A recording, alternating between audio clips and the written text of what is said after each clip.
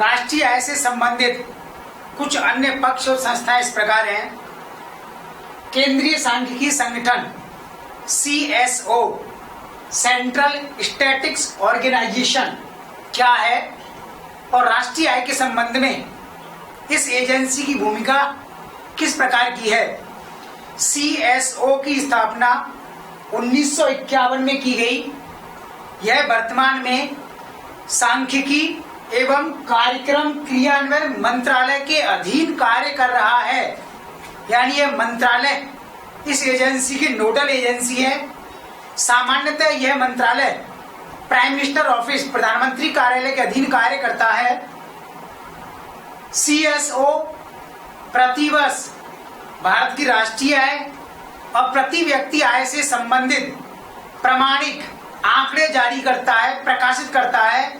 उन्हें राष्ट्रीय लेखा सांख्यिकी NAS, नेशनल अकाउंट्स स्टैटिस्टिक्स कहा जाता है और जिसे सरकारी प्रमाण के रूप में व्हाइट पेपर या श्वेत पत्र भी कहा जाता है। श्वेत पत्र कहने का आशय है कि इसके माध्यम से जो भी आंकड़े प्रकाशित किए गए हैं उनके पीछे भारत सरकार का पूरा भरोसा और विश्वास है तथा उन्हें पूरी तरह से यथार्थ आधार पर प्रदर्शित किया गया है। CSO का कार्य क्या है? CSO मुख्यतः भारत की राष्ट्रीय आय, GDP, NDP, GNP, NNP और प्रति व्यक्ति आय से संबंधित आंकड़े प्रकाशित करता है। और यह आंकड़े तभी प्रकाशित कर सकता है जब कोई दूसरी संस्था इसको इन आंकड़ों से संबंधित वैज्ञानिक और प्रामाणिक जानकारी उपलब्ध कराए। इसके लिए एक दूसरी संस्था है जिसे NSSO कहा जाता है। इस प्रकार CSO की भूमिका राष्ट्रीय आय के संबंध में महत्वपूर्ण है। इसी के द्वारा जारी किए गए आंकड़ों से हमें पता लगता है कि इस वर्ष भारत की GDP कितनी रही, उसमें प्रति व्यक्ति आय की स्थिति क्या रही। राष्ट्रीय आय समिति भारत में आजादी के तुरंत पश्चात राष्ट्रीय आय के आकलन हेतु प्रथम राष्ट्रीय आय समिति गठित की गई 1949 में। इस समिति के अध्यक्ष बनाए गए PC महालनोबिस, प्रफुल्ल चंद्र महालनोबिस।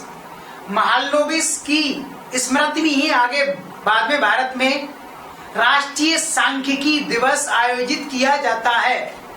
इस राष्ट्रीय आय समिति में एक अध्यक्ष के अलावा 2 सदस्य भी शामिल थे, जिनमें DR गाडगिल और VKRV राव शामिल हैं। VKRV राव भारत के पहले वैज्ञानिक हैं जिन्होंने राष्ट्रीय आय के आकलन में महत्वपूर्ण योगदान दिया।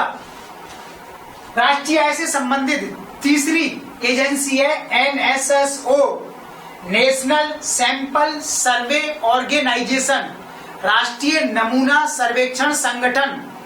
इसकी स्थापना 1950 में हुई।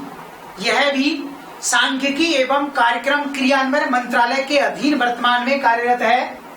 आरंभ में 1950 में इसे केवल NSS के रूप में जाना जाता था, नेशनल सैंपल सर्वे, राष्ट्रीय नमूना सर्वेक्षण।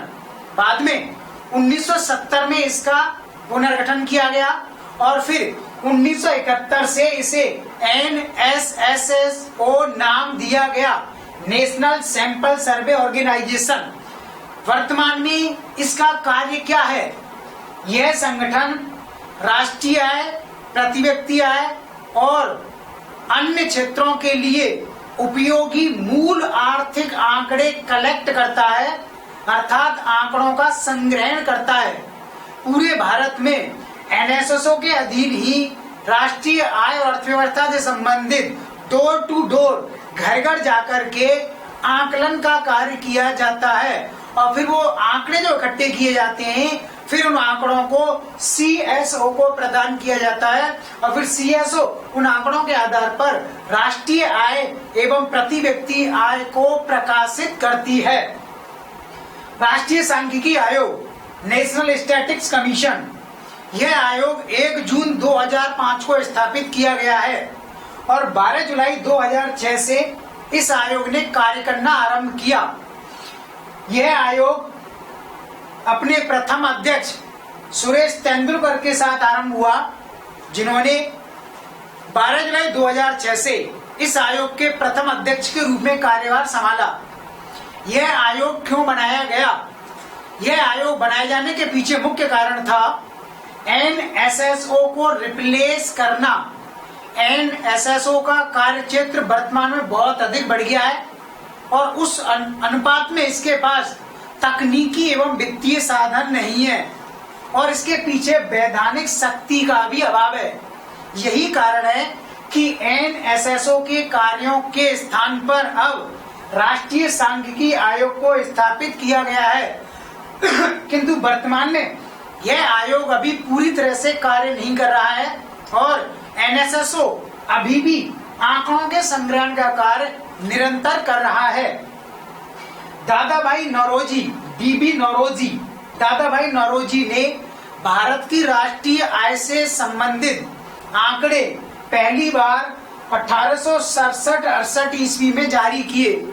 उनके अनुसार इस अवधि में भारत की प्रति व्यक्ति आय 20 रुपए थी। यानी जब भारत पर अंग्रेजी शासन था उस समय दादाभाई नौरोजी जो भारत के राष्ट्रवादी इतिहासकार थे, उन्होंने 20 रुपए भारत की प्रति व्यक्ति आय का आकलन किया था और अंग्रेजी शासन के दौरान ही भारत की राष्ट्रीय आय का दूसरा अनुमान या प्रति व्यक्ति आय का दूसरा अनुमान VKRB-R के द्वारा जारी किया गया।